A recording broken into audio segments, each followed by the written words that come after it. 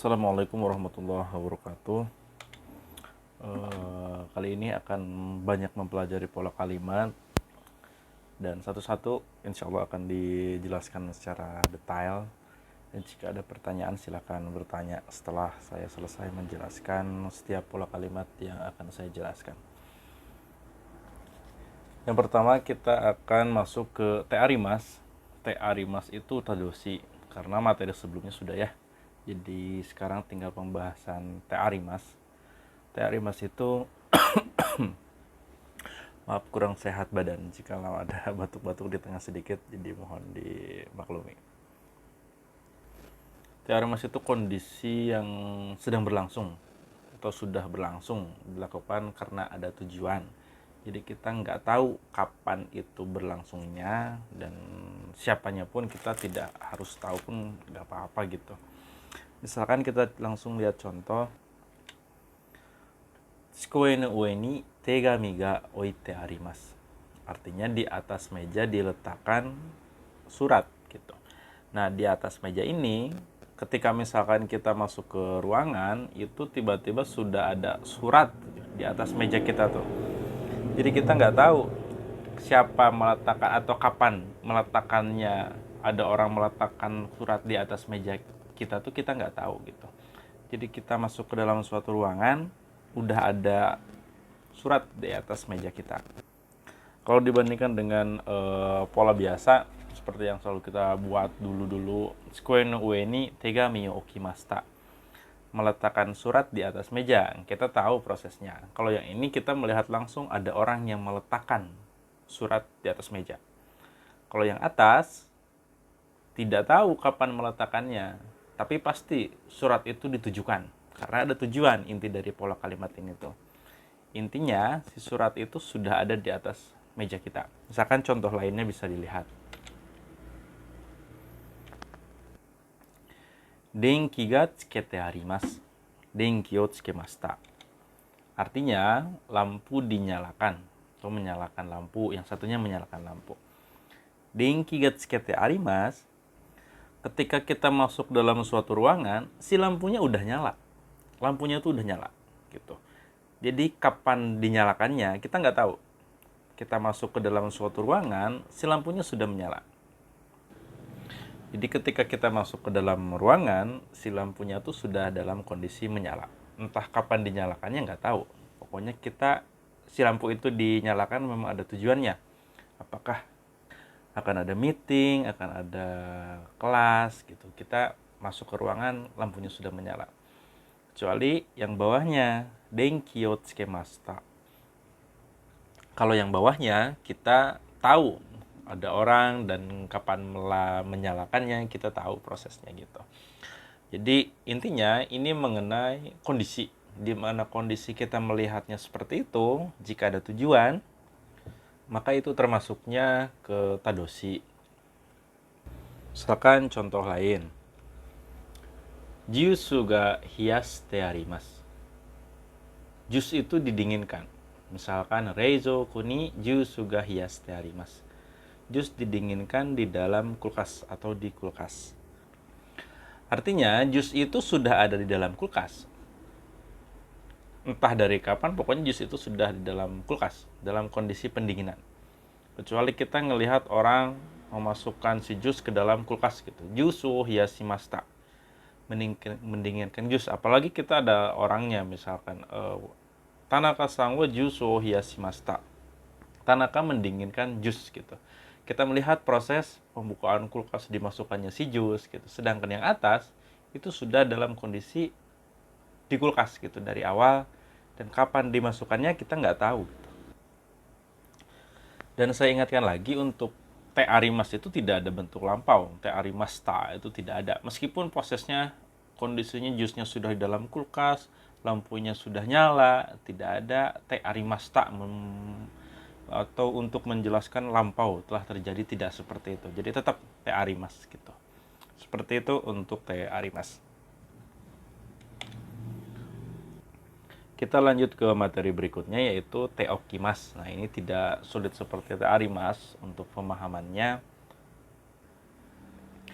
Ini artinya terlebih dahulu. Nani nani te, lagi-lagi bentuk te. Kalian harus pelajari dulu kalau yang belum hafal bentuk te, kata kerja bentuk te ditambah okimas. Seperti itu. Yang pertama, contohnya misalkan taberu mae ni teo aratte okimasu. Sebelum makan, cuci tangan terlebih dahulu. Jadi bentuk te tambah okimasu. Aratte okimasu. Cuci tangan terlebih dahulu. Kemudian, neru mae ni ha o migaite okimasu. Sebelum tidur, sikat gigi terlebih dahulu. Jadi terlebih dahulu.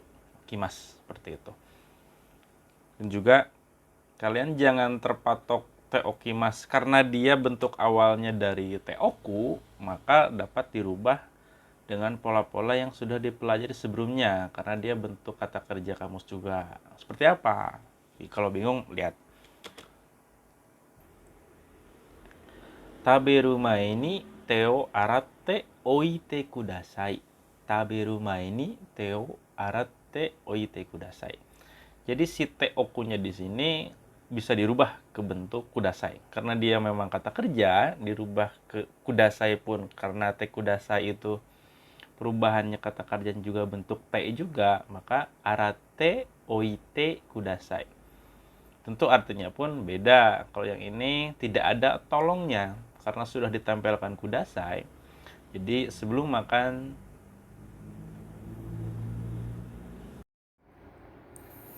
terus kemudian yang bawahnya itu, nih ya kalau misalkan dibandingkan dengan yang atas, jadi neru mae ni hao migaite okanakereba narimasen. Jadi te okimasnya jadi te okanakereba narimasen. Nakereba narimasen kan harus, sebelumnya sudah pernah dipelajari. Nakereba narimasen itu harus. Karena harus dirubah ke nakereba narimasen, maka bukan te okimas atau te oku lagi. Si okunya jadi te okanai, kan bentuk negatif dulu, nainya dihilangkan. Menjadi te oka nakereba narimasen. Sebelum tidur harus sikat gigi terlebih dahulu. Jadi ada kata harusnya. Mungkin te okimas tidak terlalu sulit dan itu terlebih dahulu mungkin bahasa terlalu formal ya. Kalau misalkan untuk sesama anak muda mungkin bisa pakai dulunya doang misalkan. Jadi seperti sebelum makan cuci tangan dulu misalkan seperti itu. Kalau misalkan nggak enak terlalu formal menggunakan terlebih dahulu ya bisa seperti itu gitu. Sebelum tidur sikat gigi dulu kayak gitu. Jadi silakan difahami untuk teokimas. Jika sudah, kita lanjut ke mada. Mada itu ada dua arti ya gitu. Yang pertama masih dan dua belum gitu. Kalau masih berarti dia berakhiran positif gitu. Kalau belum berarti negatif. Kita bisa lihat contoh karena mada pun bukan materi yang sulit. Jadi misalkan mada ame ga futteimasu. Jadi masih turun hujan atau ame ga mada futteimasu ya. Banda ame ga futteimasu sama aja gitu.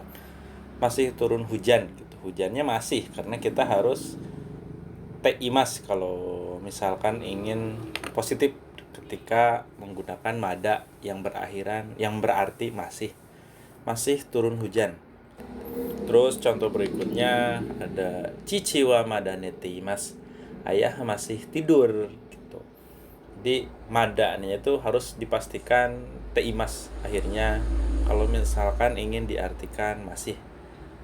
Cici wa madane teimas. Ayah masih tidur. Seperti itu.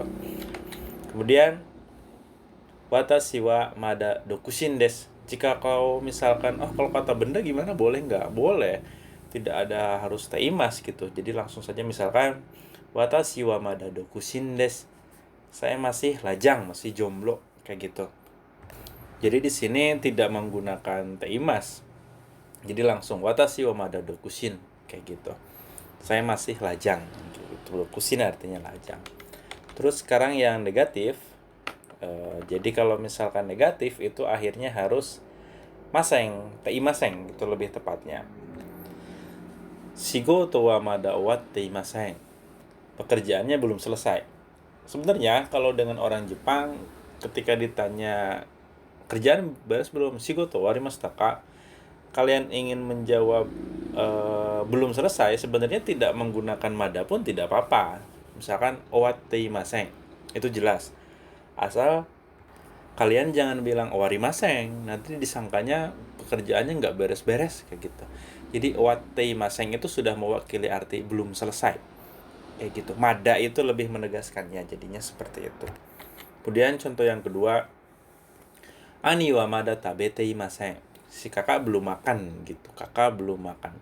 Ini pun sama gitu. Kalau kalian misalkan ditanya sama orang Jepang, gohan o tabemasu ka, misalkan seperti yang di bawah di contoh, gohan o tabemasu ka, kalian jangan bilang tabemasen, iya tabemasen. Nanti mereka nanya lagi, kenapa katanya? Karena tabemasen itu saya nggak makan, bukan belum makan gitu. Diartikannya tidak seperti itu. Jadi kalau ingin kalian bilang belum makan, bilang aja tabete imasen. Iya, tabete imasen. Kalau mau mada doang pun seperti di contoh ini tidak apa-apa. Gohan o tabemasu ka? Iya, atau mada des. Udah seperti itu doang. Itu sudah cukup mewakili kita menyatakan belum menggunakan mada. Kalau tunggal seperti ini penggunaan mada, mada tidak bisa diartikan masih, tapi diartikan belum kayak gitu. Udah makan belum? Iya, mada des. Cukup seperti itu. Selesai belum? Mada des. Itu belum selesai. Itu sangat mewakili mada kayak gitu dengan diartikan belum. Tidak diartikan masih kalau madanya saja tunggal seperti ini. Gitu. Jadi untuk mada memang dua arti, bisa masih ataupun belum, itu tergantung akhirannya. Jadi mohon diperhatikan untuk yang si mada yang ini. Seperti itu. Kemudian kita ke toka. Toka itu untuk memberikan atau menyebutkan contoh. Contoh kan bisa lebih dari satu, lebih dari dua. Maka untuk penyebutannya bermacam-macam contohnya kita bisa menggunakan toka. Misalkan soba toka ramen toka nihon ryori ga suki desu. Saya suka masakan Jepang seperti soba, sushi, dan sebagainya. Itu untuk menyebutkan contoh. Misalkan kamu suka makanan Jepang apa? Kalian tinggal sebutkan soba toka, ramen toka. Kan kita sudah banyak ya untuk menyebutkan seperti kirei de kayak gitu, pakai d, t, t, t, atau sisi tari-tari, tapi tidak. Untuk menyebutkan contoh, memberikan contoh, itu khusus harus menggunakan toka. Kita lihat contoh lainnya. Misalkan ditanya, "Suki na sportsu wa nan desu ka?"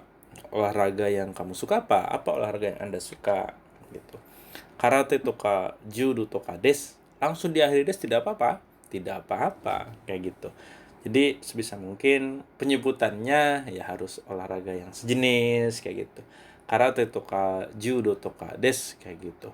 Karate, judo, dan sebagainya gitu. Jadi sekali lagi saya bilang, toka itu memang untuk menyebutkan contoh. Ketika kita ditanya atau mengungkapkan apa yang kita suka jika lebih dari satu gitu. Kemudian, tsugi wa Indonesia ryori toka tabemashou. Ini tokanya cuma satu. Jadi diartikan gitu. Untuk selanjutnya, ayo kita makan masakan Indonesia dan sebagainya gitu. Meskipun secara pengertiannya selanjutnya ayo kita makan masakan Indonesia gitu, tapi ada pemaknaannya mungkin tidak tertulis sama saya juga. Jadi artinya dalam maknanya ayo kita makan masakan Indonesia dan lain sebagainya seperti itu. Jadi meskipun satu, toka itu mewakili seolah kita akan menyebutkan contoh-contoh makanan atau kesukaan atau sebutan lain yang sejenis seperti itu. Jadi toka itu memang intinya untuk menyebutkan atau memberikan suatu contoh. Itu toka kayak gitu. Misalkan Nihongo no aisatsu wa nan desu ka? Gitu. Aisatsu dalam bahasa Jepang tuh itu apa aja? Misalkan kalian tinggal sebutkan konnichiwa toka kayak gitu. Terus ohayou gozaimasu toka, konnichiwa toka, oyasumi nasai toka des, seperti itu. Jadi apa aja gitu, ohayou gozaimasu, ini dan itu bisa disisipkan toka karena itu pun menyebutkan contoh. Seperti itu.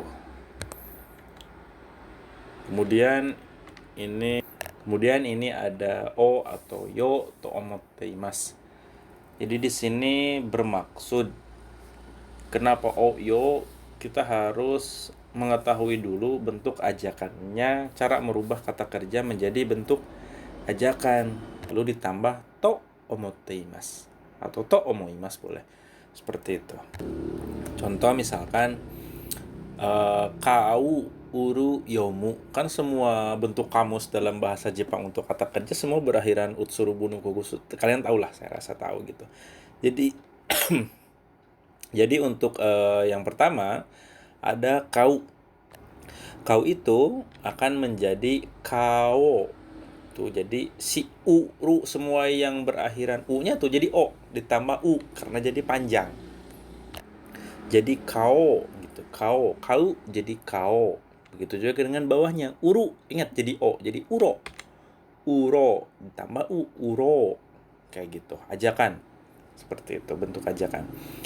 Bawahnya pun sama. Yomu jadi o, yomo. Tambah u, yomo. Seperti itu. Ini golongan pertama. Dan untuk golongan kedua itu tidak lagi o, u seperti barusan, tapi langsung ditambah yo, u. Menjadi tabeyo.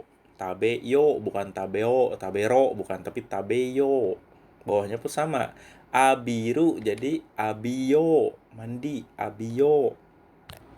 Bawahnya pun sama. Kangaeru jadi tambah yo, kangaeyo. Seperti itu.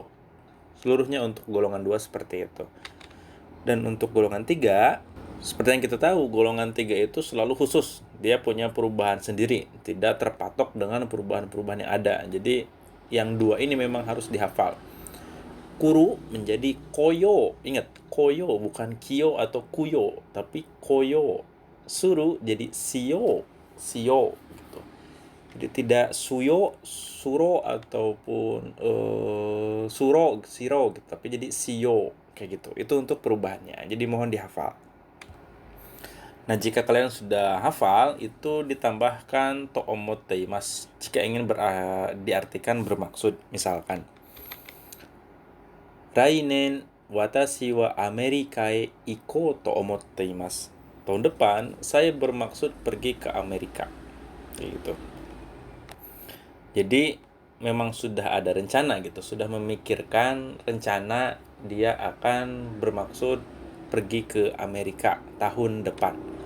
Sudah ada rencana gitu, sudah terpikirkan gitu bahwa dia akan tahun depan nih sudah diplanningkan, dipikirkan akan pergi ke Amerika. Contoh yang kedua, kore kara nihongo benkyou shiyou to omoimasu. Dari sekarang, saya bermaksud belajar bahasa Jepang gitu. Korekara nihongo benkyou shiyou to omoimasu. Nah, mungkin kalian mempertanyakan kenapa yang atas itu to omoteimasu dan yang bawah to omoimasu. Yang atas to omoteimasu, yang bawah to omoimasu. Kenapa? To omoteimasu itu menunjukkan bahwa planningnya tuh sudah terlama terpikirkan. Dan sekarang pun masih memiliki rencana yang sama. Tahun depan saya akan atau saya bermaksud pergi ke Amerika. Kalau yang ini korekara dari sekarang gitu, baru dia memikirkan sesuatunya baru masih anget gitu, baru terlintas gitu. Saya bermaksud belajar bahasa Jepang seperti itu. Jadi bukan rencana jauh-jauh hari, bukan planningan bertahun-tahun gitu, baru saiking, baru akhir-akhir ini terpikirkan belajar bahasa Jepang gitu. Jadi kalau misalkan seperti itu, maka dia tidak to omoteimasu, tapi to omoimasu. Kecuali memang sudah dia terencana dari dulu-dulu bahwa akan belajar bahasa Jepang. Jadi benkyou shiyou to omoteimasu. Seperti yang atas jadinya kalau memang sudah terplaningkan dari awal. Jadi mohon diperhatikan untuk hal ini. Seperti itu. Kemudian kita ke tsumori. Tsumori pun sama-sama bermaksud. Mungkin kalian akan sedikit bingung gitu nantinya. Tapi sebisa mungkin saya dengan detail menjelaskan keduanya. Jadi tsumori itu artinya sama-sama bermaksud gitu. Hampir mirip seperti to omoimasu, to omoteimasu. Seperti itu. Misalkan dicontoh. Restoran de gyuniku o taberu tsumori desu. Saya bermaksud makan daging sapi di restoran gitu. Kalau tsumori itu maksudnya tuh jauh lebih kuat. dibandingkan tomoimasu.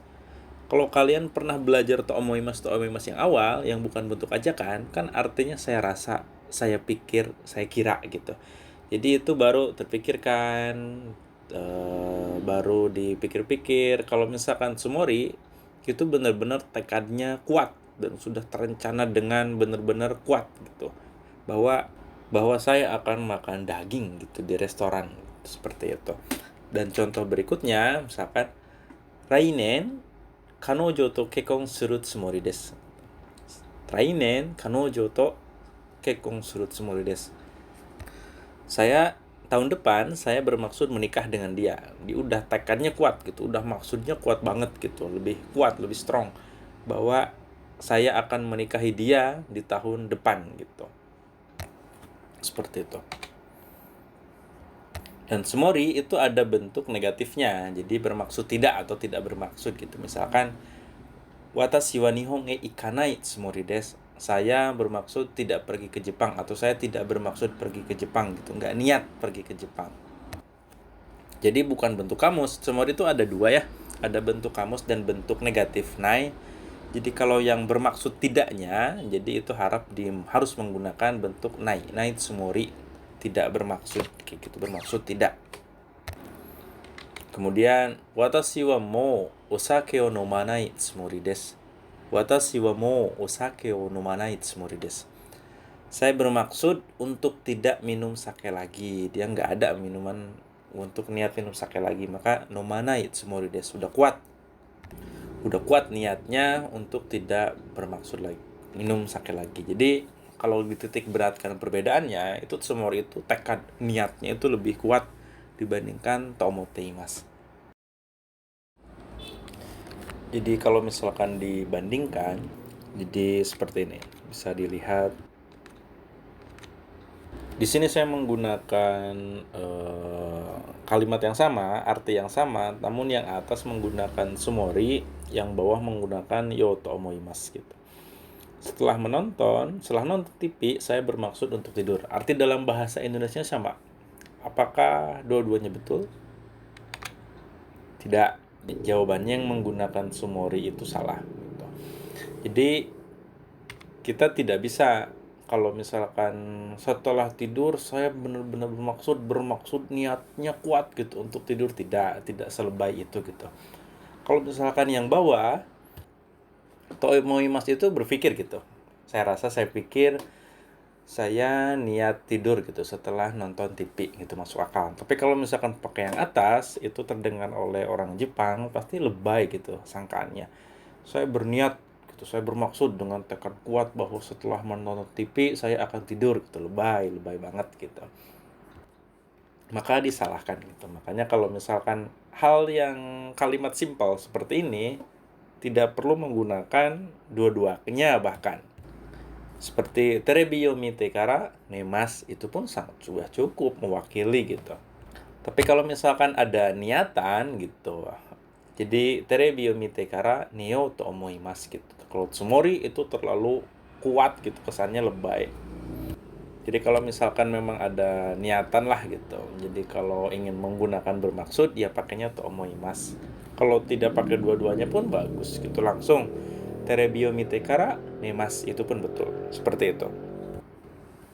Kemudian pola kalimat terakhir, berencana atau yotei berencana gitu. Jadi 3 bahasan untuk bermaksud berencana, itu ada 3 bahasan. Tadi to omoimasu sudah, sumori sudah, dan sekarang berencana. Berencana ini bentuk kamus ya, dan kata benda juga bisa. Kita langsung ke contohnya.